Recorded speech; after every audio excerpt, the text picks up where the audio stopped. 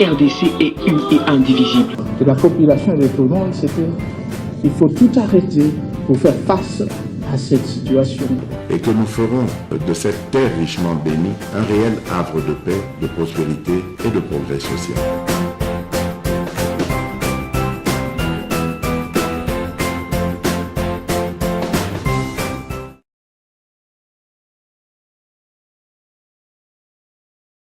Diplomate à Washington. Je parle de nous. Oui. Tu vois, par exemple, je prends l'exemple de la lettre du sénateur, ce n'est pas un fait du hasard. Il y a un lobbying qui a été fait. Parce que quand vous lisez cette lettre, il y a même des détails. Donc les sénateurs, le président de la commission des affaires étrangères du Sénat était mieux informé. Et il a écrit à Blinken pour dire nous devons redéfinir notre politique envers les Rwandais. Est-ce que ce n'est pas une distraction quand on sait que Blinken devait venir ici? Est-ce que ce n'est pas pour la consommation externe? Non, chaque fois, vous savez, quand Obama est arrivé au pouvoir, il a fallu 3 ans avant de définir la politique africaine de l'Amérique. Curieusement, le président qui est Trump n'a rien fait, mais avec le président Biden, on a défini. Mais quand vous lisez la politique africaine des États-Unis, elle est néolibérale. Il faut très bien le lire. Et la plupart des gens qui sont aujourd'hui dans le gouvernement de Biden sont les gens qui ont travaillé avec le président Bill Clinton. Vous avez Samantha Power, qui est à la tête de SAID. Vous avez Susan Rice, qui est au gouvernement. Donc, les amis de Kagame sont au pouvoir. Il ne faut pas être naïf. Donc, au lieu qu'on s'embrouille comme on s'embrouille là, nous partons en Amérique, on fait le lobbying comme Kagame l'a fait. Parce que la solution pour ces pays, elle est beaucoup plus diplomatique que militaire.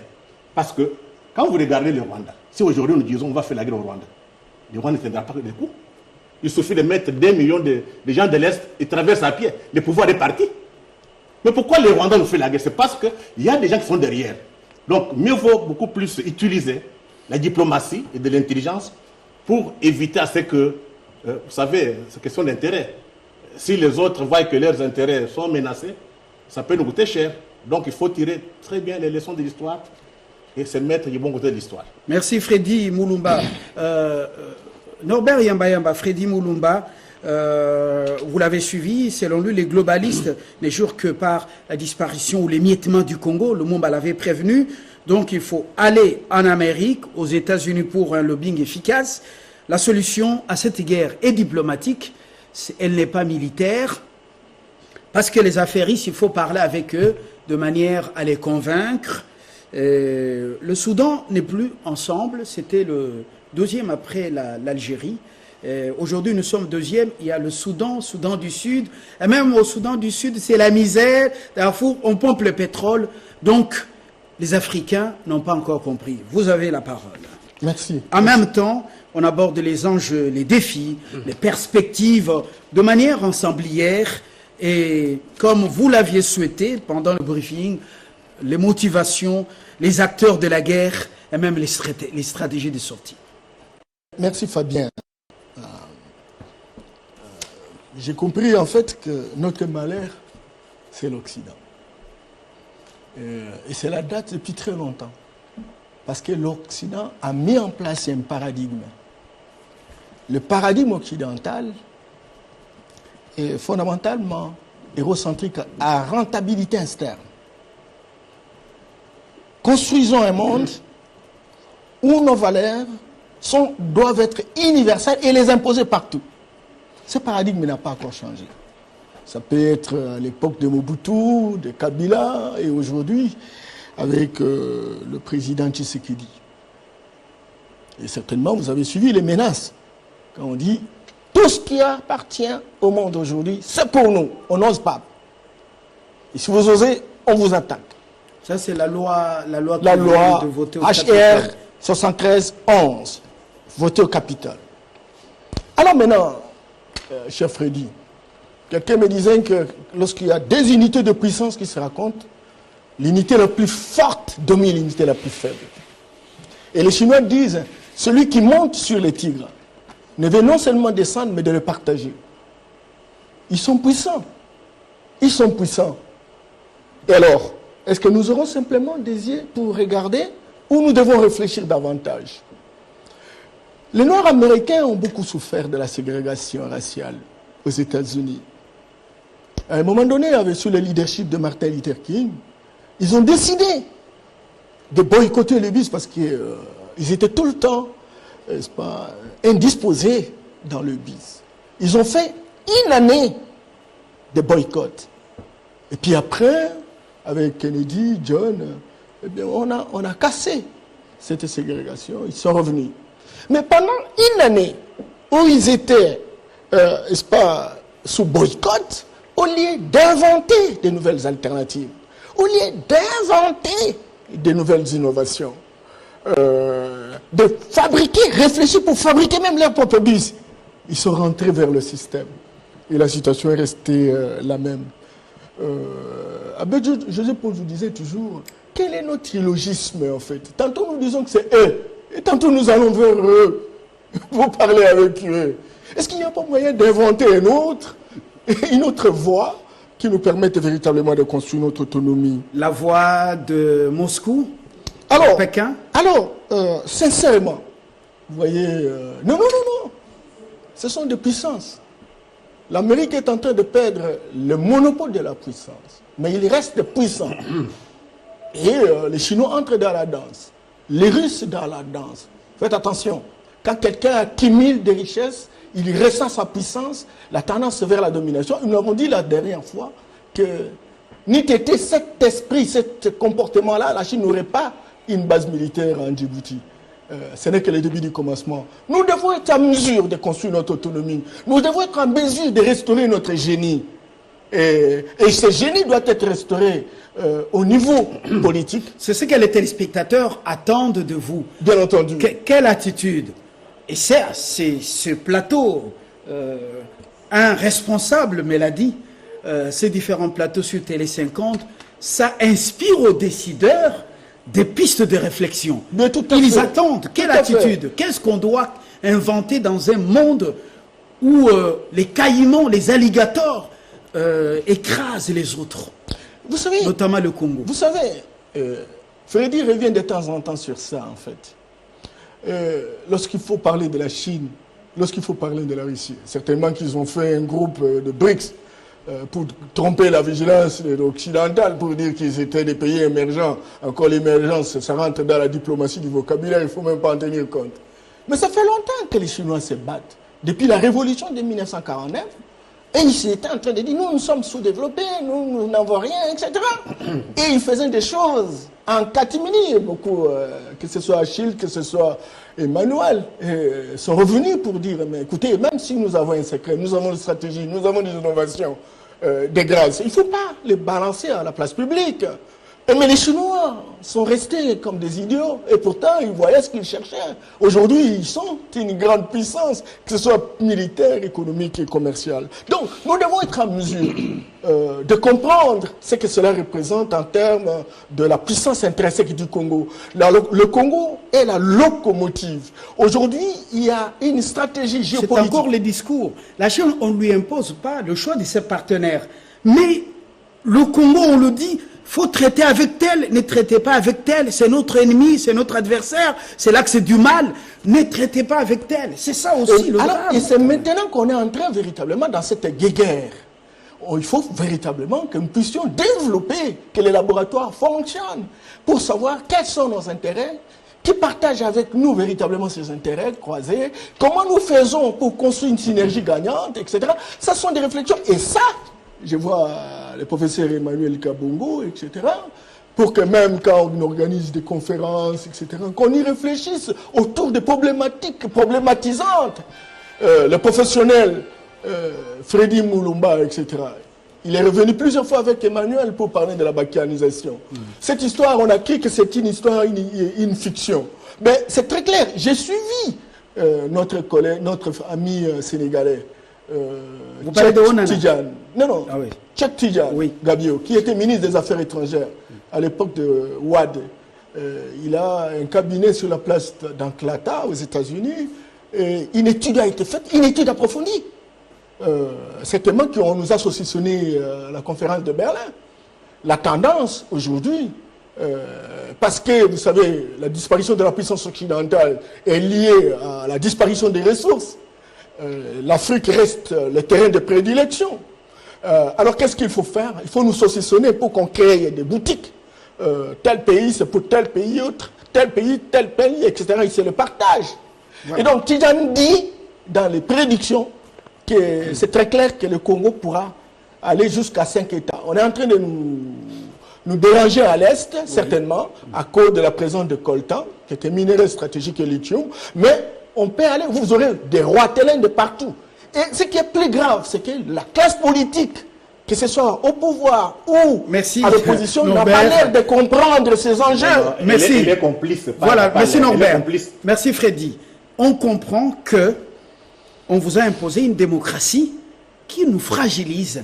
Et ça, c'est extrêmement important. Norbert croit il propose qu'on puisse construire une énergie gagnante. Une synergie gagnante. Pourquoi? Parce qu'on ne peut pas aller vers ceux qui nous déstabilisent depuis plusieurs années, depuis des décennies, qui nous interdisent de parler avec Moscou, qui nous interdisent de parler avec Pékin, mais en alternative, ils ne nous proposent rien. Leurs aides, c'est quelques millions étalés sur les années. Alors, vous les penseurs, oui, c'est vous qui avez éclairé la France au XVIIIe siècle. Les philosophes, ce n'étaient pas des politiques. Alors, est-ce que vous êtes conscient de ce que la société attend? J'ai commencé mon discours en disant, quand un pays est en guerre, qu'on arrête tout satisfait, il faut chercher des ressources. Le pays ne va pas faire la guerre avec des ressources d'ailleurs. Ce sont des ressources internes qu'on mobilise, qu'on canalise. Comment avoir ces ressources? Aujourd'hui, nous avons la chance d'un pays où on voit quand même que les régies financières, les gens travaillent, l'argent entre, les budgets augmentent. Mais ces ressources-là ne peuvent pas être, ne sont pas susceptibles d'être mises à la disposition de l'armée. Pourquoi? Parce que chaque jour, quand on surveille, il y a la grève. Chaque jour, quand on fait, il y a des ceci. Donc, l'État fait comment? Et là, je parle d'une expérience connue. On arrête, c'est-à-dire on dit, les biens à consommer ont un prix fixe actuel, on ne les bouge pas. Les gens ont gardé leur salaire, on ne les bouge pas. Et les ressources supplémentaires sont totalement envoyées vers l'armée. Parce qu'aujourd'hui, les gens qui nous attaquent là savent que nous ne faisons pas, l'armée congolaise n'est pas dissuasive. C'est-à-dire, elle n'a pas suffisamment de moyens matériels, de moyens financiers, de moyens de formation pour faire peur à tous les pays. Donc vous n'êtes pas d'accord avec la proposition de Freddy Moulumba selon laquelle il faut un lobbying efficace à Washington. Nous sommes venus, la solution n'est pas militaire. Nous sommes venus faire un débat. On n'est pas venu ici pour prendre les idées de Moulumba. Moi, je vous dis que je parle à mon nom propre et au fait des choses que moi j'ai étudiées pour savoir qu'un pays ne cherche jamais des ressources dehors pour faire la guerre. Si les gens là nous attaquent, les petits Rwanda, c'est de même, vous verrez même la Centrafrique ici. Parce qu'ils menacent nos frontières vers l'équateur là. Vous avez vu même le Tchad là dit que non, si le Congo ne donne pas l'eau, nous irons prendre l'eau au Congo. Le Tchad. Ça signifie que fondamentalement, l'armée congolaise ne constitue pas encore un effet dissuasif suffisant. Parce que les gens qui vous attaquent là, ils connaissent qu'est-ce que vous avez dans l'armée, qui sont là-bas, qu'est-ce que vous avez comme armes. Donc aujourd'hui, notre problématique, notre problème fondamental, c'est dans les ressources que nous avons ici. Et j'ai entendu un Mouzito qui disait que non, il faut faire un collectif budgétaire pour qu'on puisse donner suffisamment d'argent à l'armée. Il nous faut au jour d'aujourd'hui acquérir. Ce sont des armées d'innovation. C'est le matériel qui compte. Si vous n'en avez pas, n'importe qui vous attaque. Donc moi je crois que Félix Tshisekedi a intérêt au jour d'aujourd'hui de négocier un pacte social. Un pacte social, c'est-à-dire les gens arrêtent de se lever le matin pour faire des grèves. Les gens arrêtent de se lever le matin pour demander des augmentations de salaire. Les gens arrêtent d'augmenter les prix des biens pour que nous ayons des ressources à donner à notre armée. Notre armée doit être une armée professionnelle. Et la professionnalisation d'une armée ne commence pas par les hommes, elle commence par le matériel. Donc nous avons besoin de ces matériels au jour d'aujourd'hui. Moi j'ai vu notre armée, nos militaires se plaindre, ils n'ont pas de camions, ils n'ont pas de ceci. Même l'embargo là, on s'en fout. Donc à mon avis, si Israël gagne des guerres, c'est pourquoi? Deuxième point, parce qu'en Israël, quand vous attaquez Israël, tous les étudiants que tu vois à l'université, là, arrêtent les cours. Ils vont tous se faire comme réserve dans l'armée. Et donc, au jour d'aujourd'hui, les Congolais ici doivent être en mesure de se dire, puisque vous ne voulez pas étudier, l'université est tout le temps en grève. Ben, formons-la. Les étudiants, allez faire l'armée. Et puis, il faut rendre notre armée, n'est-ce pas, comment dire, attrayante. Comment est-ce qu'on rend une armée attrayante? Aux États-Unis que tu vois là, quand un garçon quitte l'université, il va dans l'armée, même s'il fait 2 mois. Mais s'il va dans une guerre, dès qu'il rentre, on appelle vétéran. C'est-à-dire qu'il a droit à faire des études gratuitement aux frais de l'État. Il a droit à ce qu'on appelle la carte universelle de soins médicaux. Il a droit à un appartement. Donc nous aussi, notre armée ici, nous devons la... Je vois les gens qui disent que nous recrutons dans l'armée. Mais qu'est-ce qui fait que vous n'avez pas rendu cette armée attrayante? Si nous demandons à nos étudiants aujourd'hui, nous disons, nous formons les universités. Les étudiants, allez faire l'armée. Nous leur disons, quand vous allez rentrer, vous avez droit à faire l'université aux frais de l'État, comme ça se fait partout ailleurs. Vous avez droit à une carte de soins médicaux universelle. C'est comme ça qu'on rend l'armée attrayante, mon ami. Donc, il n'y a pas, ce ne sont pas des solutions où il faut... Je comprends que mon ami Freddy, qui a étudié chez les Blancs, aime bien aller chez les Américains, mais je rappelle ici que depuis que Tshisekedi est au pouvoir, nous avons fait on a même envoyé un ambassadeur ici pour nous fermer les yeux. Monsieur Ahmed s'est réveillé le matin, il était resté par Tshisekedi chaque jour.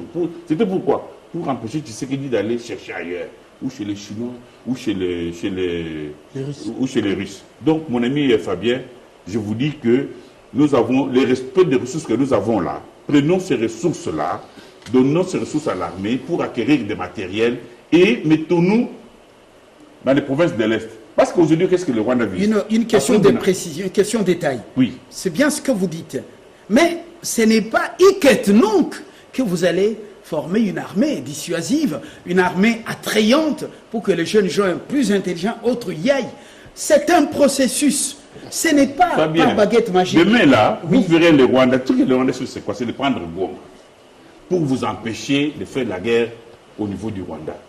Vous allez voir d'ici là, si vous n'arrivez pas à déloger ce genre-là de Bunagana, ils vont prendre Goma. Et vous allez vous asseoir ici pour faire la guerre. Monsieur le Rwanda, pourquoi? Oui. Parce que pour atteindre le Rwanda, il fallait passer par Kisangani. Tu vois, les Rwandais avaient déjà pris Goma partout. Ils ont dit non, on va parler Kisangani. Donc, il nous faut aujourd'hui nous battre pour que les Rwandais ne prennent pas Goma, parce qu'ils nous empêcheraient de faire la guerre de proximité. D'accord.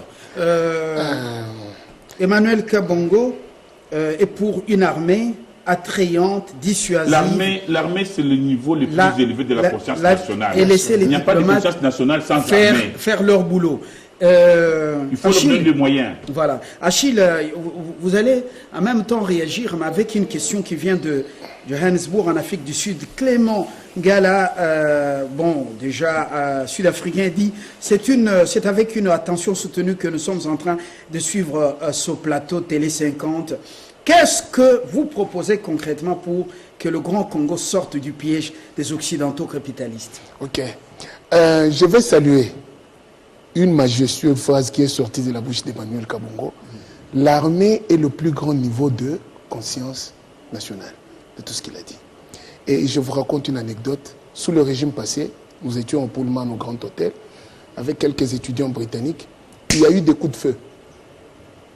La première réaction des Congolais, c'était de fuir. Mais j'ai vu des étudiants britanniques rester calmes. Et vous savez ce qu'ils m'ont dit? Les coups de feu qui viennent d'être tirés, c'est tel type d'arme. C'est tiré à partir de telle distance. Et celui qui a manié en dernier lieu, il a mal manié. Il devait tirer parce que le troisième coup devait être plus efficace que le deuxième. Pourquoi? Chez eux, le service national est imposé. C'est-à-dire, quand vous terminez les études humanitaires, c'est toute une politique de défense, je l'ai dit. Mais lorsque vous êtes dans un pays où les dirigeants brillent par la contre-performance en matière de défense, où les dirigeants naviguent à vue, où les politiques de défense font de l'apeuprisme, on ne peut pas s'en sortir. Je l'ai dit et je le répète, il faut d'abord une politique de défense mieux pensée, proposée au Parlement et coulée sous forme d'une loi. Je donne un exemple. Dans la politique de défense, on doit mentionner que lorsqu'un pays limitrophe attaque la République démocratique du Congo, elle doit par exemple se comporter comme Israël. nous vous repoussons et nous annexons une partie. Essayez d'attaquer Israël aujourd'hui. Il vous repousse dans vos retranchements et il annexe une partie. Prenons aujourd'hui en Égypte, les plateaux de Golan sont toujours détenus par Israël. Parce que c'est ça la politique israélienne. Vous attaquez l'Israël, l'Israël vous poursuit dans vos frontières et annexe une partie de vos frontières. Pourquoi? Pour vous empêcher de repousser encore les frontières. Emmanuel a dit ce jour-là que Israël est utilisé par Washington en Orient, au Proche-Orient justement, comme le Rwanda est aujourd'hui marionnette pour pouvoir déstabiliser les Grands Lacs. Je vais vous dire ceci. Vous m'avez vu venir avec un laptop. Je ne suis pas d'accord avec Freddy Mulumba Kaboya quand il dit que nous devons aller négocier aux États-Unis. Non. Non, allez faire le lobbying. Allez faire un lobbying. Merci beaucoup. C'est différent. Efficace. Merci beaucoup pour la correction, Freddy. Je ne suis pas d'accord. Je viens de tomber sur une étude très récente qui me trouble. Quels systèmes internationaux en 2030? C'est publié par Georges-Henri Soutou dans la prospective stratégique et appuyé par Anne-Marie Slaughter. Des grandes analystes stratégiques. Qu'est-ce qu'ils disent? Ils sont occidentaux. Ils sont occidentaux. Ils ne sont pas chinois. Je ne refuse pas. Ils ne sont pas chinois. Ils disent ceci. Écoutez, veuillez écouter. Vous savez, nous sommes sur ce plateau ici. Tantôt nous condamnons l'Amérique, tantôt nous condamnons l'attitude des Chinois, tantôt nous allons chez les Russes. Mais regardez ce qu'eux disent. Que le système international qui était celui des relations entre États, dans la mondialisation aujourd'hui, il a tendance à être battu en brèche. Je vais vous dire pourquoi. Le système multinational, basé sur les organismes multinationaux, ONU, Organisation régionale pour l'économie haute, est en train d'être battu en brèche, selon ces analystes. Ensuite, le système transnational, qui est basé sur les religions, migration, système technique, économie, est en train aussi d'être battu en brèche. Pourquoi? Parce que le monde a rejeté le libéralisme capitaliste américain.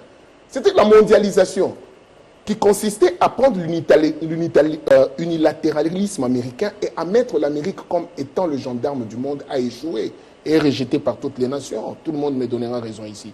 Mais à la place, c'est remplacé par quoi? Ce qu'on appelle la gouvernance mondiale. Tu es tombé dans un piège de mondialisme. Écoutez, je vais vous dire une chose. Attendez. On laisse Kabongo. Mais M. Kabongo, attendez.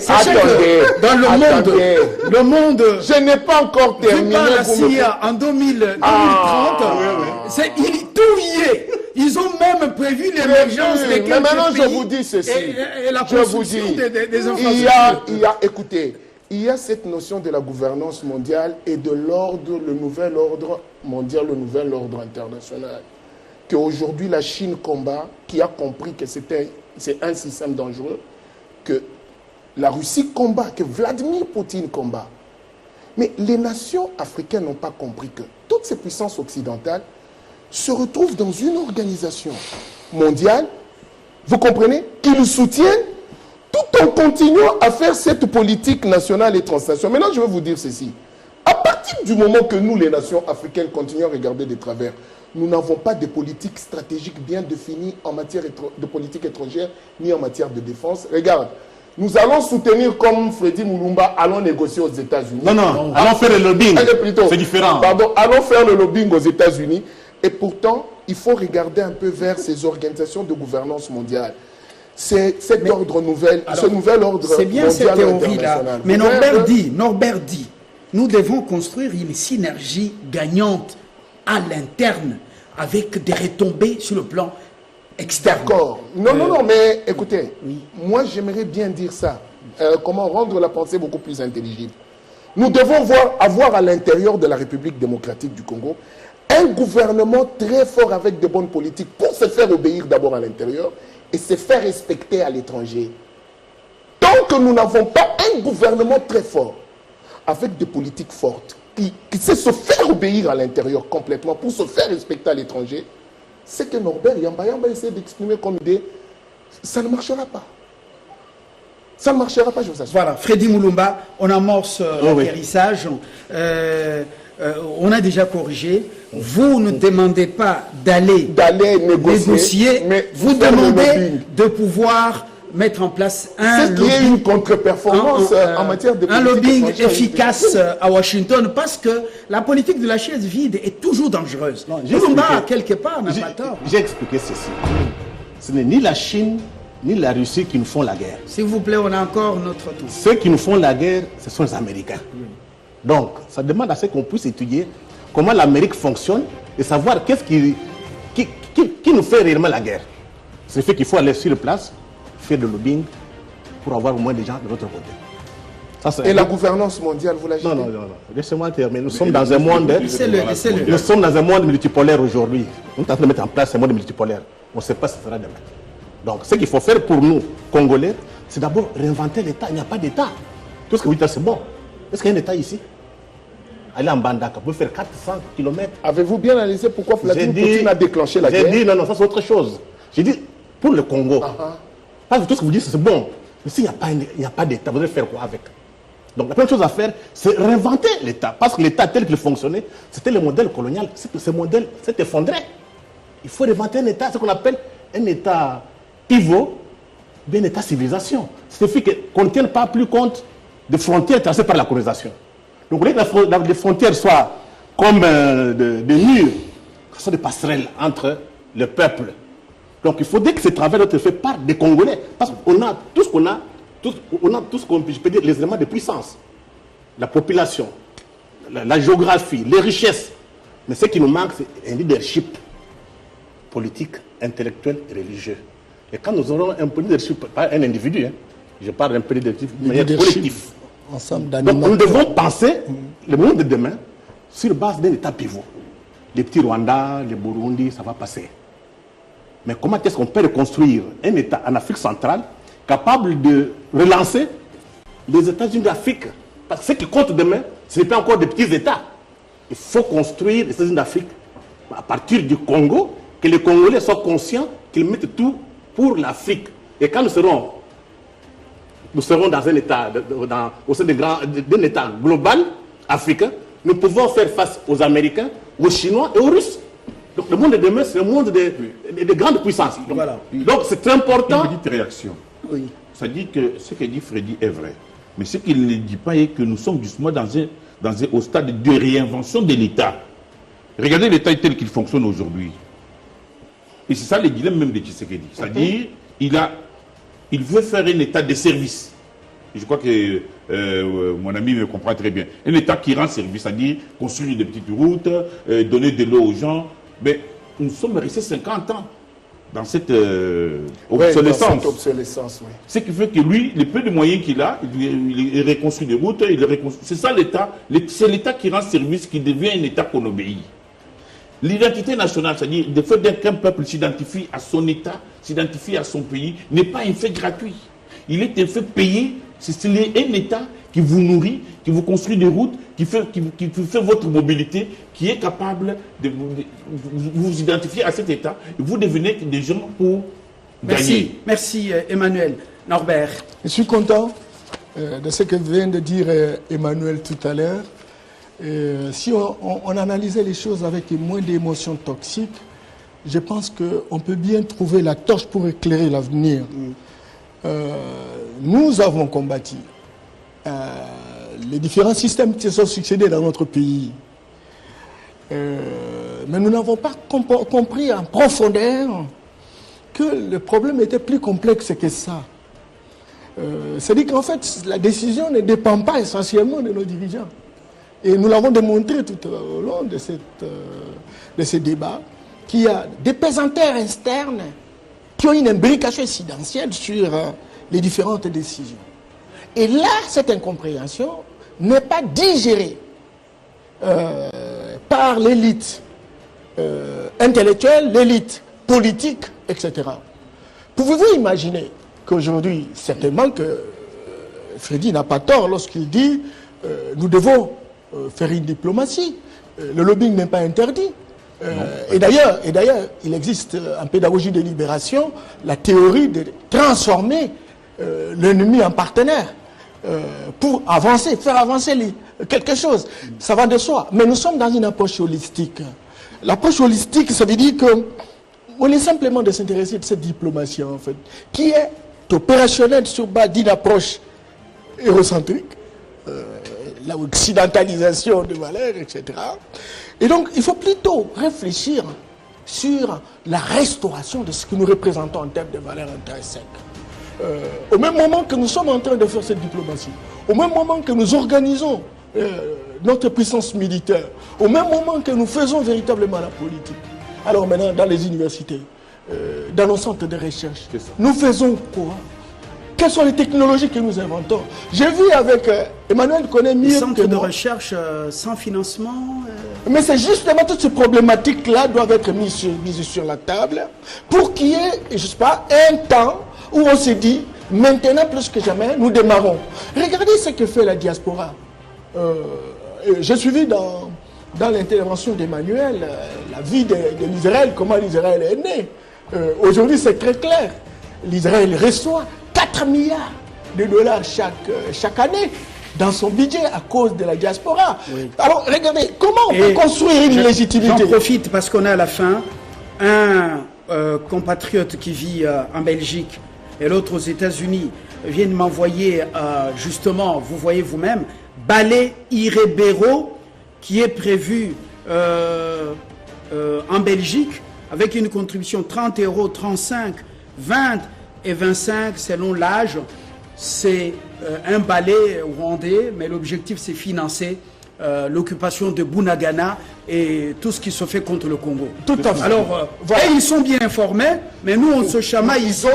Vous voyez qu'ils ont une politique. Je crois qu'ils ont une politique. Et en plus, si vous allez en Belgique, quelle est votre politique? Si vous êtes en Belgique, vous trouverez que nos voisins sont pour la plupart des chauffeurs, femmes et hommes, avec une stratégie d'étirer les informations. Quand vous entrez, vous dites tout là-bas, vous ne savez pas qui est en train de capter.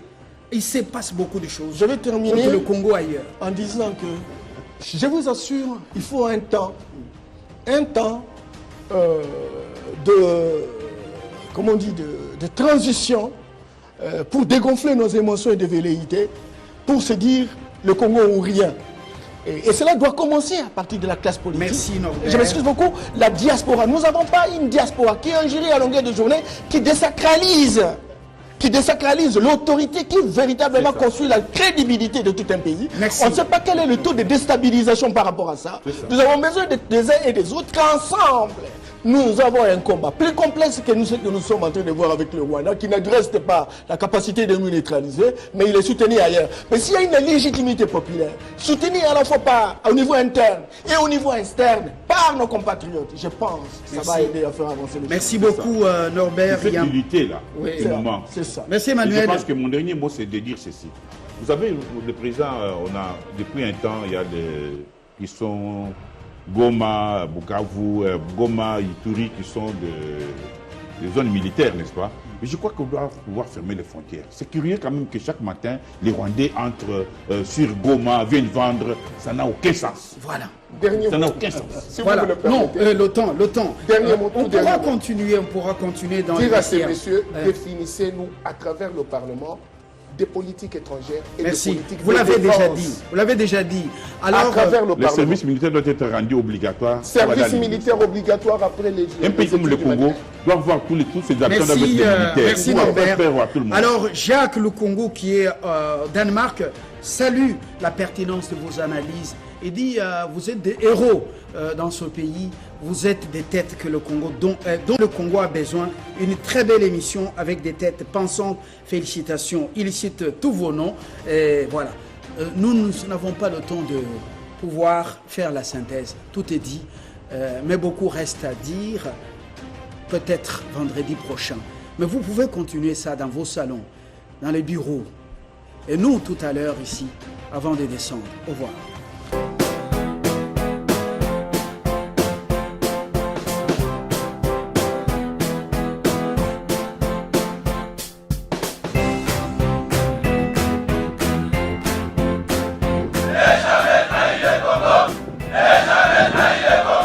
La RDC est une et indivisible. Et la population est tout le monde, c'est qu'il faut tout arrêter pour faire face à cette situation. Et que nous ferons de cette terre richement bénie un réel havre de paix, de prospérité et de progrès social.